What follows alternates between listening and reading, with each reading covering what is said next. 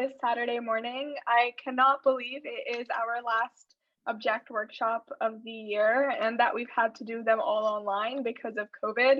I really wish we could have an in-person event with Mayor Schaaf where we'd get to do an activity and eat food, especially the eating food part. But with Zoom and COVID, I think this is the best we can do. So I will spend about 30-35 minutes asking Mayor Schaaf some questions, and then afterwards I will open it up, girls, to you to ask. So throughout the session, type in any questions you have in the Q&A, and then I will ask Mayor Schaaf on your behalf. And then we have a fun activity planned just to teach you a little bit more about Mayor Schaaf's day-to-day work as mayor, and also just how she builds her own confidence. So I'm super excited for this. Once again, Mayor Schaaf, thank you for joining us. Oh, it's just great to be here. I'd love to start by learning a little bit about your background. Where did you grow up and how did you get into politics? Well, I'm born and raised right here in Oakland.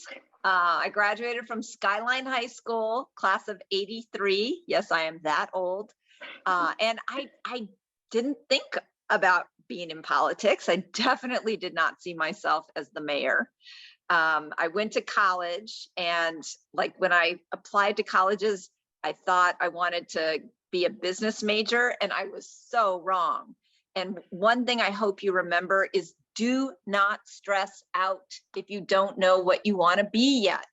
Don't stress out. Life is long. You have time to try lots of different jobs and careers. And I always tell young people, don't think so much about what you want to be. Think about what you want to do. Like, what are the issues that interest you? You know, if you skim headlines on a newspaper, which are the articles that you decide to read because you're like, oh, I'm interested in that. Or I guess I should say when you surf the web, trying to update myself. So, you know, it wasn't something I thought I necessarily wanted to do, but I was growing up a Girl Scout. And that's what made me really fall in love with public service, volunteering. And I have just always been, I hope you don't mind if I say it, hella proud to be from Oakland. Like, I love Oakland. I've always just been like, I love my city. And if anyone had something negative to say, I would be defending it. I went away to college, and I definitely was constantly explaining to people how awesome my hometown was. And so I kind of got my first job in politics by accident. I went to law school. I was a lawyer for a while, but that just didn't like feed my soul, you know, as someone who fell in love with public service. So I quit that job. I took a job starting a centralized volunteer program for the Oakland public schools. And then I got my first job in politics kind of by accident. A friend of mine said, hey, I know some council members that are looking for aides. I think you'd be perfect. I applied. I didn't even know these people. I thought politicians only hired people that they knew. It's not true. So I got hired to be the legislative aide to the president of the Oakland City Council, a guy named Ignacio de la Fuente. And this was, you know, like 25 years ago. And then from that, once I got inside local government, I loved it. I loved it because every day I get to work to make people's lives better. So that's how I fell in love with public service. One thing led to another. And now I'm the mayor of my hometown. That's incredible. And what's your day-to-day work like now? You know, when you're the mayor, everybody wants a piece of your time. Everyone wants to meet with you. Even if they don't have a specific reason, they just want you to know about their business, their nonprofit organization. And so a lot of it is a combination of deciding which of these meetings to take and which to say no to, because there is not enough time in the day. I also, as a strong mayor, you know, every city, the mayor has different levels of power. Oakland is a strong mayor city, and that means I am the CEO of the organization. I am the boss of 5,000 people. Every police officer, every firefighter, everyone who paves the streets, make sure the sewers run. The next time you flush the toilet, think about your government. we make that possible. I think people take for granted all the things a city does every day to make your life better. You know, the streets, the sidewalks, the sewer system. But I am the boss of all those people. So I also spend a lot of time meeting with my city administrator, meeting with the police chief, the fire chief, you know, making sure the city is functioning well. And then I always carve out time to try and listen directly to the people that I am most trying to help. I'll give you an example from this week. Gun violence is just really, really bad right now in Oakland. It's something I care about so much.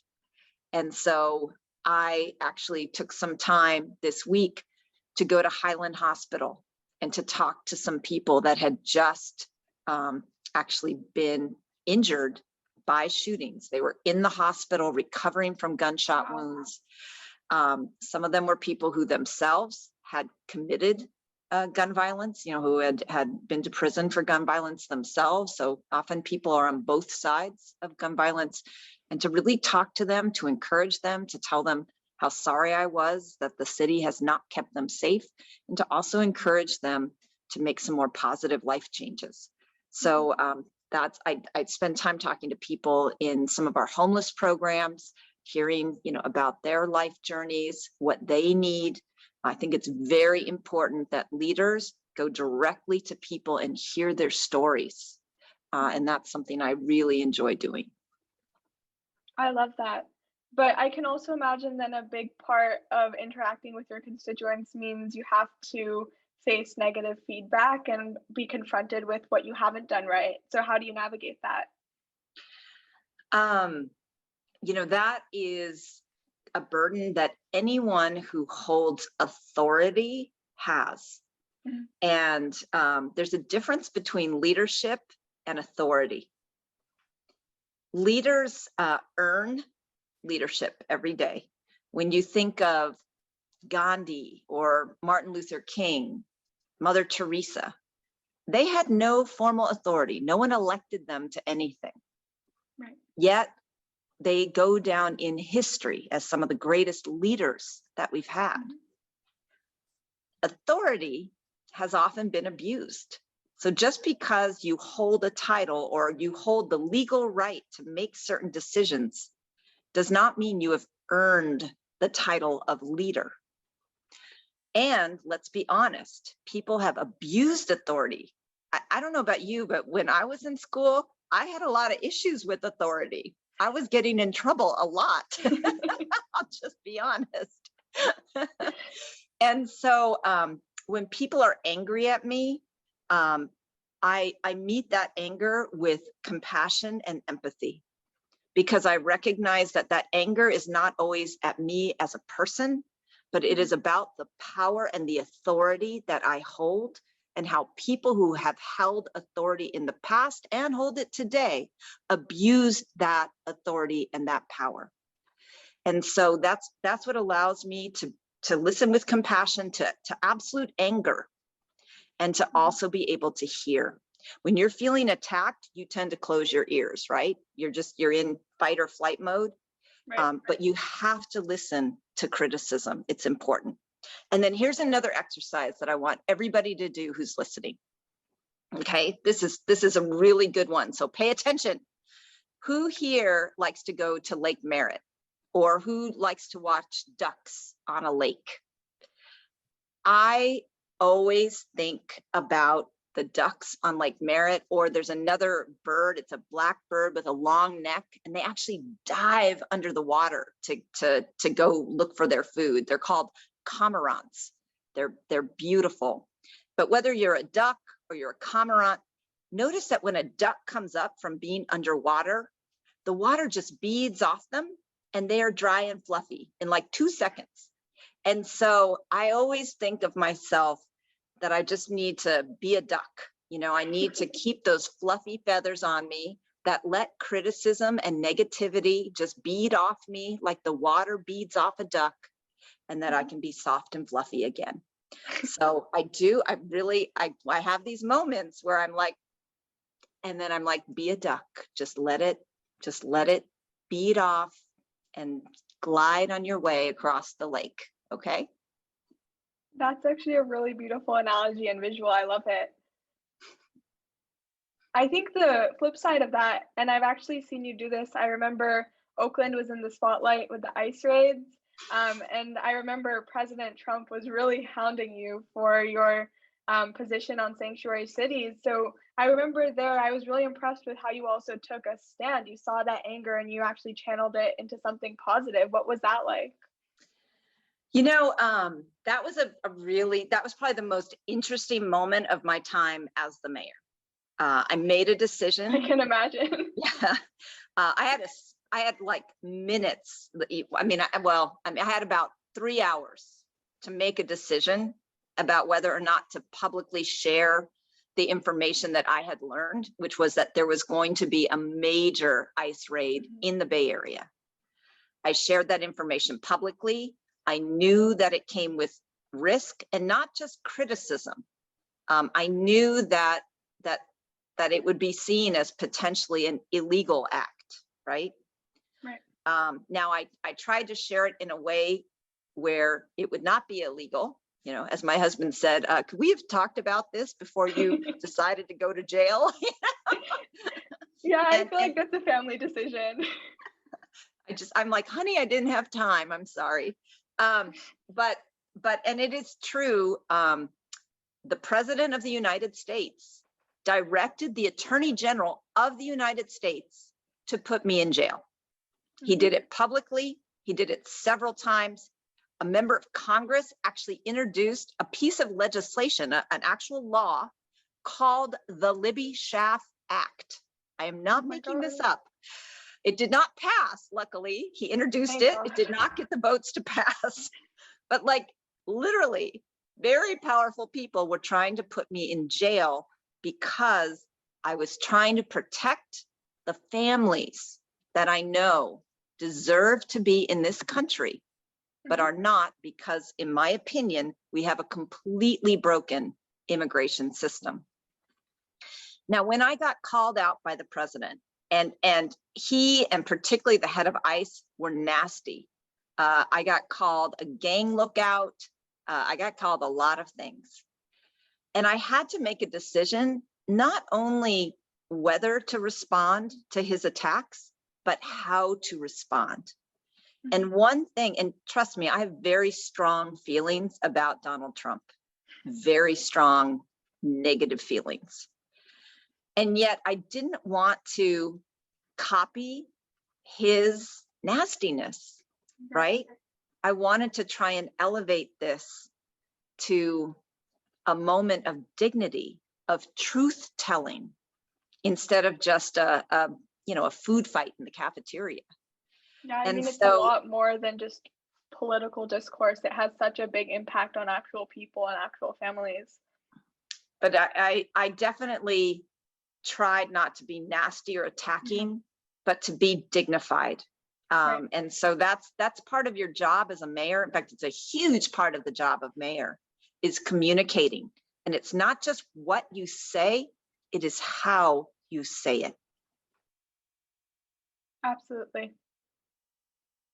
And I mean, how did that moment shape the rest of the last 5-6 years you've had as mayor? Well, I'll tell you one thing. I was really happy when Joe Biden got elected president. I think we all were. I mean, I was joyous. And I have to say, you remember I said that part of my professional journey was running the Oakland Public Schools volunteer program. Well, one of the first people that came to meet with me to talk about setting up a mentoring program in an Oakland public school was a young attorney named Kamala Harris. So I met her, 25 years ago before either of us was anywhere near politics. I remember it like it was yesterday. And so, and she and I have maintained a friendship. Our mothers were friends. They lived in the same apartment building, right by Lake Merritt in Oakland. And so it has been really cool to know the Vice President of the United States. She let me come visit her in her office just a few weeks ago when I was in Washington, D.C. Pretty cool. So I think that my experience with the ICE warning, while I've had lots of criticism, and I think another important thing about criticism is, I've had people tell me, like, I really think you did the wrong thing. And I always say, I respect that. It was a complicated issue, and there are arguments on both sides about whether or not that was the right thing to do. And I even had people in the immigrant community, in the immigrant services community that I called while I was making this decision. I reached out to other people to get their perspective. And there was one very well-known leader in the immigrant community who told me I should not share it publicly, that I would be spreading fear and panic in a community that was already stressed out as it was. Now, I decided to not take that person's advice, and I had advice from lots of people. But to listen to people, to open your ears to other perspectives. I even had a bunch of people come protest me, chanting, "Lock her up." They were all wearing, MAGA hats and, had flags everywhere. And one of them came up and I said, "Talk to me.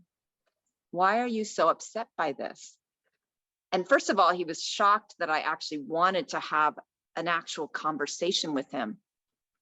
And he said, "What you did, why are you putting illegal aliens in front of good Americans like me?"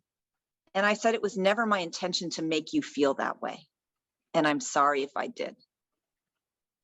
And everything melted. That man just changed. His hatred went away because I heard where his pain was coming from. Now, he and I are not going to agree on immigration policy, but I was sincere when I said, "I'm sorry if my actions made you feel like I was, putting you as a person below others. That was not my intention." I love that, especially what you said about you don't have to agree, but you just have to listen. I feel like in this age with polarized American politics, that's becoming increasingly important. Yeah. Well, and, I don't know if any of you, in looking at how do we dismantle systemic racism, I love the work of John A. Powell. And he talks about how all racism is centered in othering. Whenever we create two different groups of people, whether it's, progressives and conservatives, Black, white, men, women, Americans, immigrants, whenever we create these two groups and we create a group of others, that is the basis of bias. And how do we all see one another as part of one loving human family? That is our work. I love that. That's really powerful. Just as a reminder for the girls, please type in any questions that you have into the Q&A, and I will ask Mayor Schaaf on your behalf in a little bit. But back to you, Mayor Schaaf. What are some of the largest challenges now that you're facing in Oakland, and how are you going about addressing them? I know you touched on gun violence as one of them. Yeah, gun violence, homelessness, and the lack of cleanliness and beauty in our public spaces, the illegal dumping and the trash. I just think it sends such a negative message, and it's really frustrating to me. And it's not just gun violence. I'm also working on making sure that our streets, that we're reducing traffic accidents, because we lose a lot of people to traffic accidents also.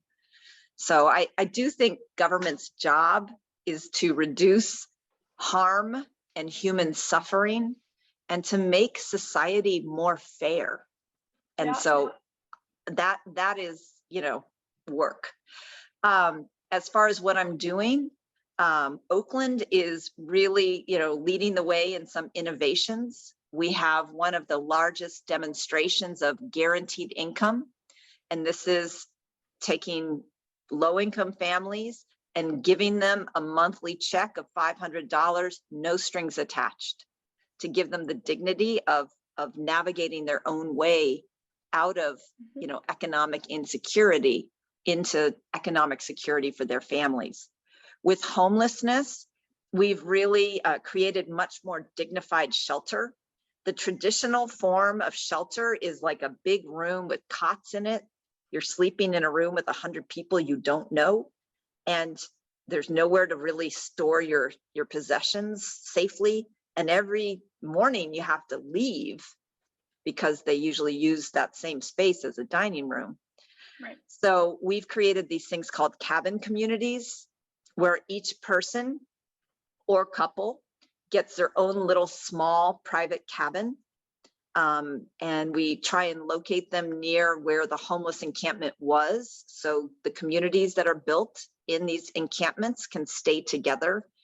But, you know, the idea that everyone should go to bed at night behind a locked door with their partner, their pets, their possessions, and their privacy. And so that's an innovation that we've started in Oakland, and now people are doing cabin communities in every city across California. But we started them in Oakland. And the last thing we're doing is really working on preventing homelessness to begin with, identifying who's at risk of becoming homeless and giving them immediate assistance to keep them housed before they lose that housing. Right. And when I hear these ideas, I mean, they sound pretty basic. Like, these are things that we should have implemented a while ago, just giving people their dignity. But I can imagine that actually getting these ideas from like an idea to an actual standing piece of legislation is not easy. So can you walk me through the process of what that's like for you? Well, let me be honest with you. People are not always supportive of government taking risks. And so I will be honest, all three of those things that I just gave you examples of, you know, like when I talked about the cabin communities, I will be honest with you, the city council members made fun of me. Like, oh, you're going to put people in boxes, you know, you're going to put them in garden sheds. So I got a lot of pushback. And so what I did is I actually went to private companies and to foundations and raised private money. I have raised a lot of private money in Oakland to demonstrate what is possible. So once people see it and they have the data about how successful it is, 60% of the people that come to those cabin communities actually leave for permanent or more supportive housing. That is a way higher success rate than the traditional shelters, like 5 times higher.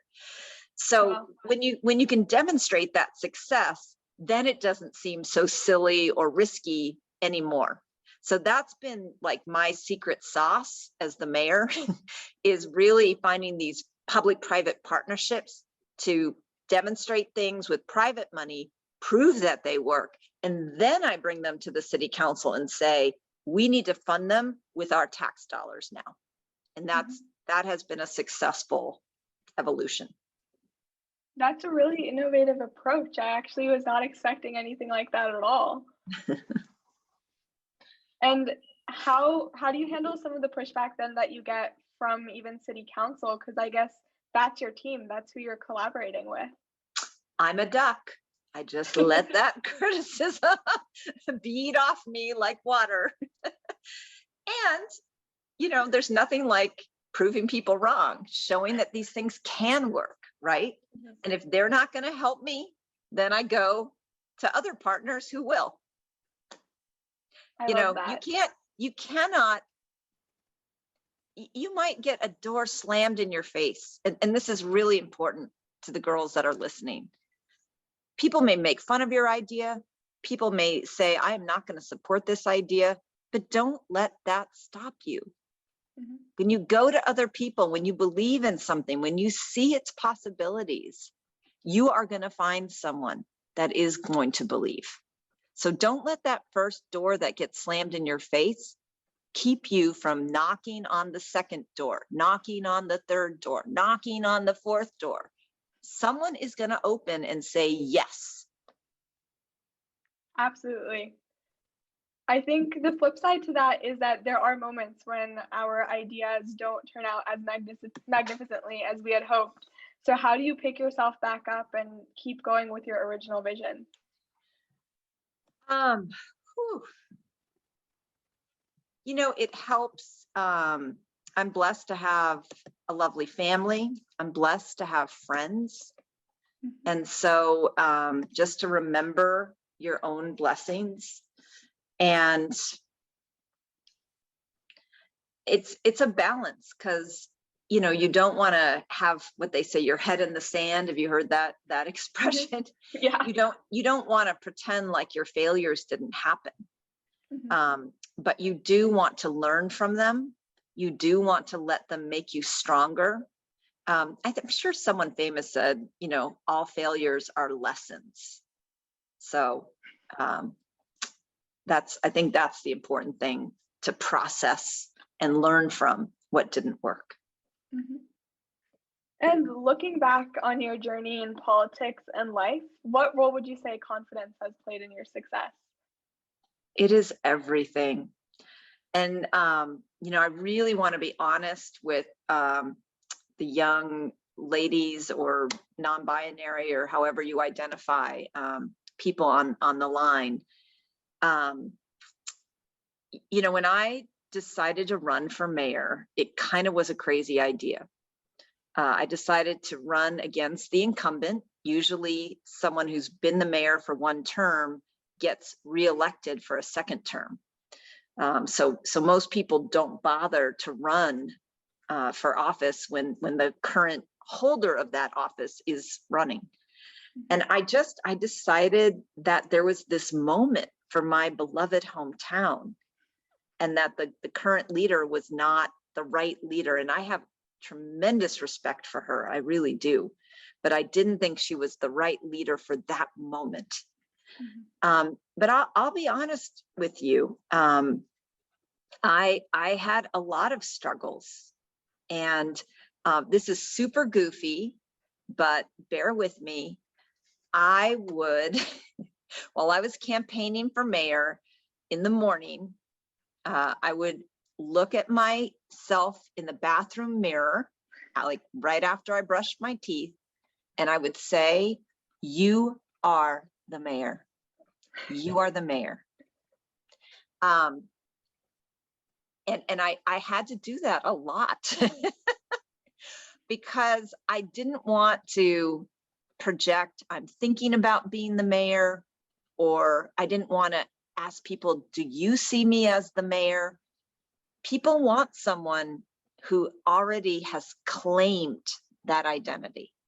And let's be honest, as women, we are not raised with the kind of confidence and support that in particular boys and men are. We are not.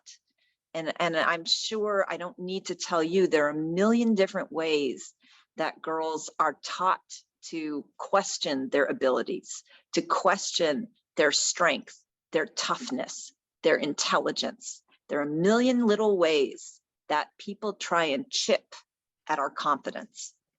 And so I'm being honest with you all, but that's something that I did while I was running for mayor that really helped me. And I would love to, do people have an ability to put things in the chat, or is it just in the Q&A? They do. Okay. Could people just bear with me? First of all, if everyone could put in the chat, just put your name. Just, I want to know that you're there and you're paying attention. Hi, Laurel. Hi, Ula, Suri, Eloise, Ari, Mira, Safina, Makina. This is awesome. Thank you, Erica. All right, Manette, you have to tell me how close we are to everybody. Emily, Because I want full participation. I think that's just about. Okay. Now I want you to put a word in the chat. Think of a word, and I want you to start with I am, and then think of a quality that you want to be. I can be, I am the mayor, I am powerful, I am brilliant, I am strong, I am courageous. Just make an I am statement and put it in the chat. I am loyal. I love that, Laurel. I love that. It's one that often gets overlooked. I'm intelligent. I'm confident. Suri is confident. Erica is intelligent. I'm fearless. I love that, Ari. Eloise, I'm creative. Mira, I am brave. Ula, I am strong. I'm loving this. Makina, I am generous. Manat, oh, good. You're a go-getter. I love that. Oh, that is beautiful. That is beautiful. I think that's just about everyone, but I love all these different ways to describe yourself. So many different qualities that I hadn't even thought about. It's beautiful. And you can repeat other people. You don't have to be original. So I hope that you will, and you can do a second one. You don't have to limit yourself to one. If there's another one that you want an I am statement that you want to put in the chat, like go ahead. And then here's one of my favorite parts about being the mayor. Okay, there's some really cool parts about being the mayor. Like the other day, Steph Curry asked me if he could take a selfie with me. That must have given you bragging rights with your kids. That's pretty cool. So that's maybe my favorite part about being the mayor. Like I have these cool moments like that. But really my favorite part about being the mayor, being someone of power, of privilege, of authority, and hopefully of leadership, is I love meeting a young person and looking them deeply in the eyes and saying, you are brilliant. You are amazing. Never forget how amazing you are. And so what I would love is if you can look at the list, and if someone can put in the chat, Eloise, you are powerful. So find just somebody's name in the chat and repeat back to them that you see that quality in them. I'm going to try it.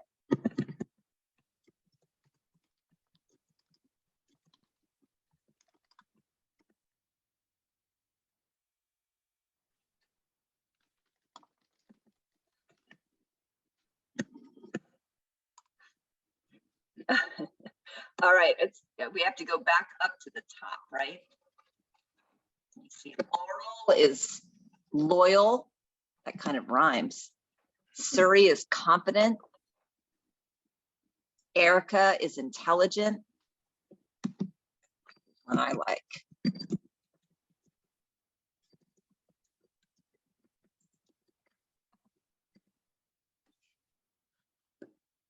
Ah, thank you.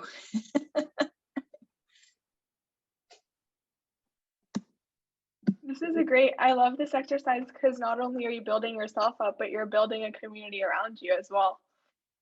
And let me share one more story about how I decided to run for office.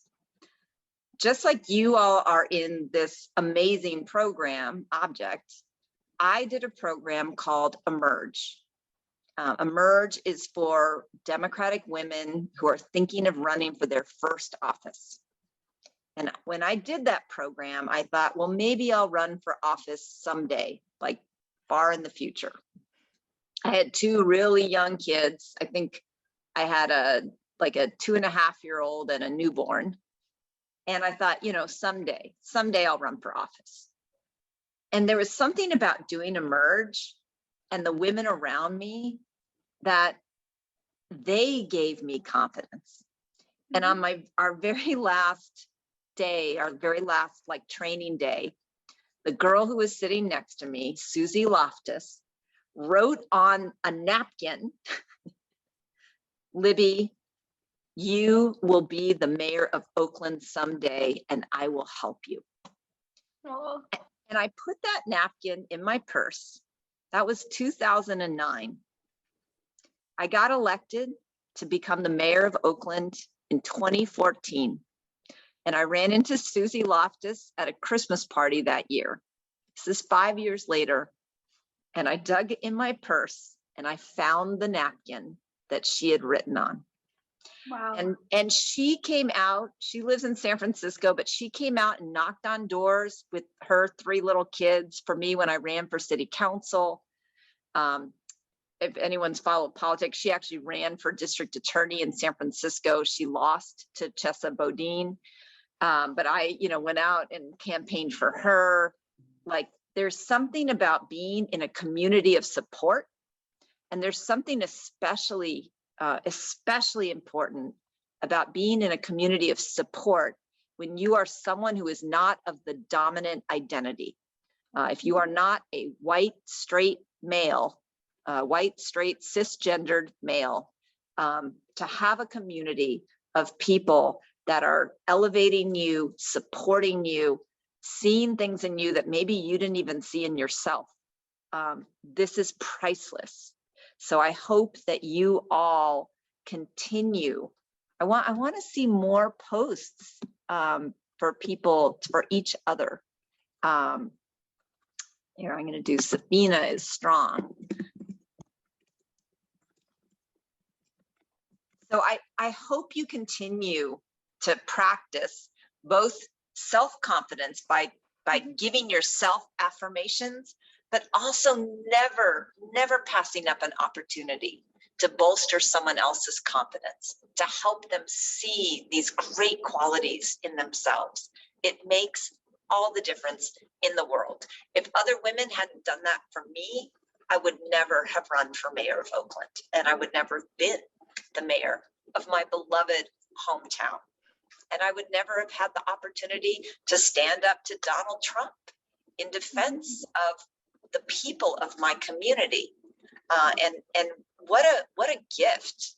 I mean, Manette, people come up to me all the time quietly and say, my mom is undocumented, or my uncle is undocumented, and what you did meant so much to our family.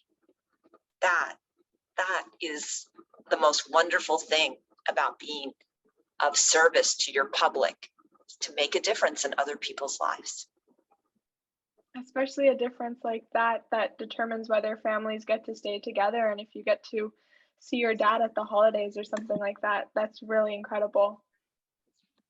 Yeah, no, I took the opportunity to try and tell the story of this nurse that worked at our public hospital, Maria Mendoza Sanchez. And I mean, here's a nurse who specializes in cancer patients. She had gotten her own education. She and her husband had bought a house. They had 4 children, and she was deported. It just makes no sense at all. Hey, I do see that I have some questions in the Q&A. Yes, let's get to them as well. Before we shift to the Q&A, one last thing I'd love to ask you is, what advice would you give to girls who want to follow in your footsteps? I love this one about building yourself up and also finding a community that would build you up. Are there any other tidbits of advice? Well, I hope what you took away from this is continue to give yourself messages of affirmation. Continue to give others messages of affirmation. Find communities of support. Recognize the difference between leadership and authority.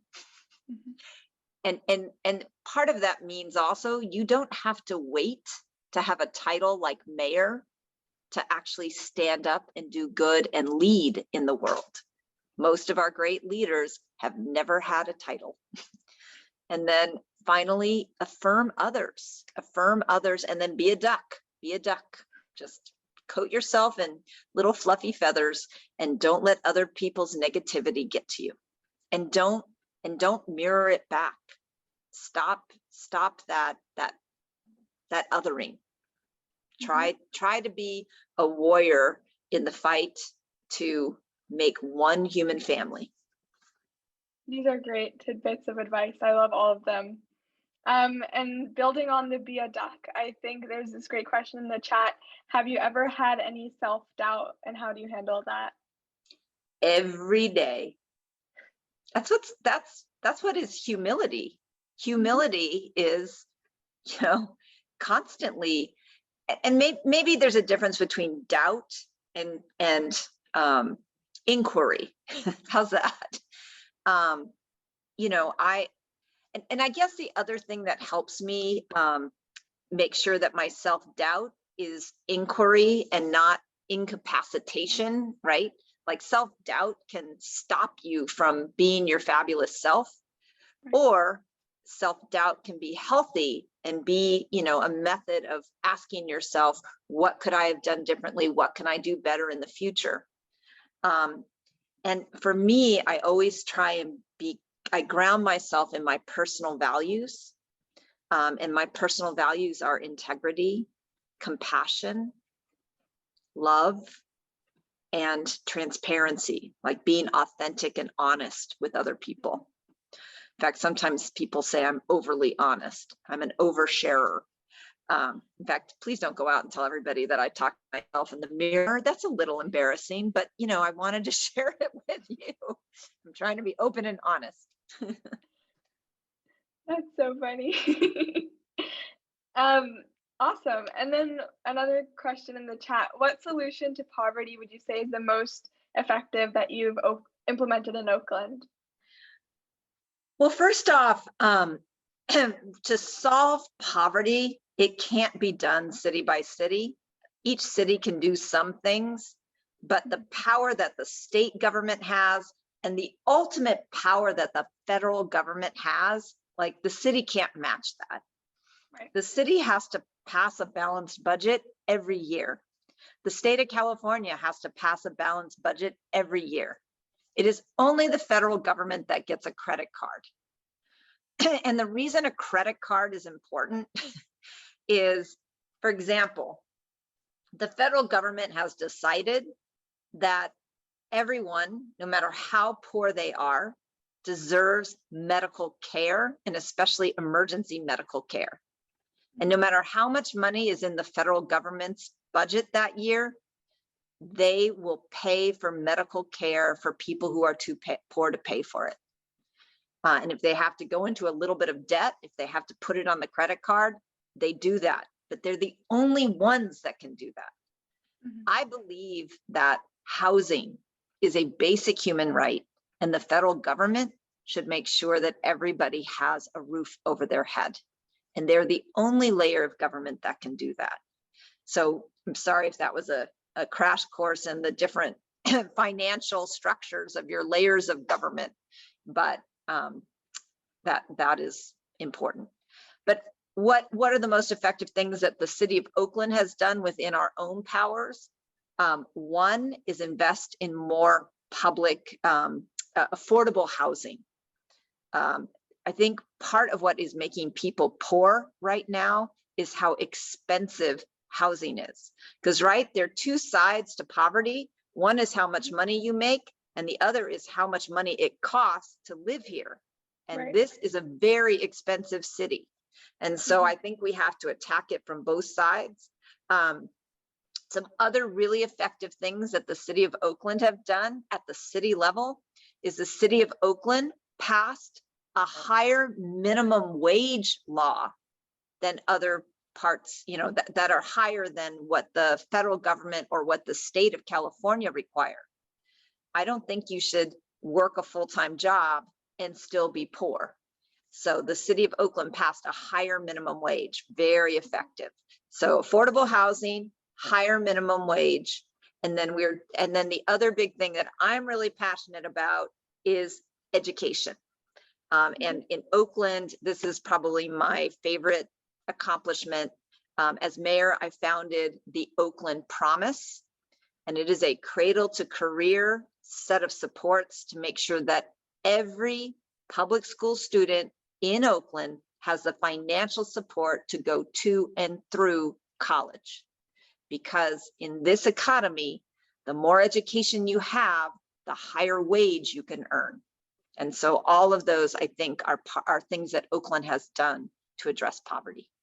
That's a great question. Thank you. Great initiatives as well. Those are different, just tackling it from the ground up and then also thinking about long term.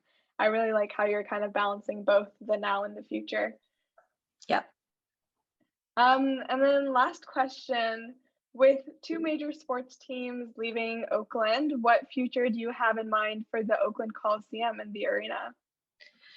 Oh, that's a good question. And I see there's also a question about drug abuse. So I don't want to skip that. I just want to be mindful of time. I know you might have to go. So what time am I supposed to go? You have to remind me. I think you're scheduled till noon. Okay. Oh, no, I was actually supposed to go a few minutes ago. But so let me just wrap this up quickly. I'm sorry. I'm actually a little over time. So as an Oakland native, it broke my heart to lose the Raiders. But these teams are owned by not millionaires, billionaires. These are literally the richest people in America. And for them to expect a struggling city like Oakland to pay for them to stay was just ridiculous. And so it was heartbreaking for me, but I feel like we lost the team on good principles. And a lot of other mayors have thanked me. Just like I stood up to Trump, I kind of stood up to the NFL. And that was important. The Oakland Coliseum, I'm really excited about having affordable housing there and a lot more jobs. Right now, that land is like a big surface parking lot. There's no jobs, there's no parks, there's no housing. Like, there are so many great things we can do with that land that will be good for the neighborhood, good for East Oakland. So that's the kind of multi-use future that we're envisioning for the Coliseum and the arena. I think the arena is going to stay there. There's like a ton of concerts and events. Like, that is, still a really active venue. In fact, I think they'll probably build a hotel next to it. Lots of people like to stay in a hotel after they go to a concert, or there could be conventions there. It is a great piece of land, but it could be so much more beneficial for the neighborhood. It needs a park. It needs places for kids to come play. It needs affordable housing for families to live in. And all that can be done in that giant surface parking lot that is not helping anybody right now. And then the question about drug abuse, really quickly, I think we really need, I usually call it addiction illness. I think we need to treat drug addiction as an illness. It just, like if you have cancer or you have COVID, like it is an illness. And that one of the things that Oakland has been fighting for that a lot of people see as controversial is something called safe injection sites. Or safe consumption sites. So a lot of people are ODing, like they're literally dying from their addiction illness, and to have a safe place where someone can come use in a safe environment. And if they overdose, we can actually save their lives. But also when they come to this place, they're going to be constantly offered recovery services. They don't have to take it. That needs to be someone's choice, but it's a place where that can be offered. And in other countries, particularly in Canada, they've been doing this for years. They're seeing that a lot more people choose recovery when they have places that accept that drug addiction is an illness. That is how I think we need to move forward. And then the other thing we need to do, I mean, Minette, you see, I'm all about prevention. We have to recognize that people are self-medicating because they are depressed, they are stressed, and we need to also address the sources of the stress and the depression, like, not knowing whether you're going to have a roof over your head, housing insecurity, people who are homeless Many people become homeless because of poverty, and then they become drug addicted to manage the stress of being homeless. If we prevented them from being homeless, we would prevent them from the drug addiction and the mental illness. So these are all things, I'm all about prevention. And that is how I hope we all move forward with a more compassionate society. Thank you so much for having me today. I really, really enjoyed this. I do hope that you all continue to reinforce your confidence and your confidence in each other. And, you know, you asked what my vision for Oakland is, you know, a vibrant, equitable city where every single person thrives. That's my vision. That's beautiful. For my city, for each and every one of you. Please go off and be the leaders, not the authority or power holders, the leaders that you are meant to be. Thanks so much for having me. Thank you so much for joining, and thank you everyone for joining us on your Saturday morning. It's been an incredible year of workshops, and Mayor Schaaf, I just love this distinction between being an authority but earning that leadership. That's really beautiful. So thank you for sharing your thoughts with us, and happy holidays, everyone. Happy holidays.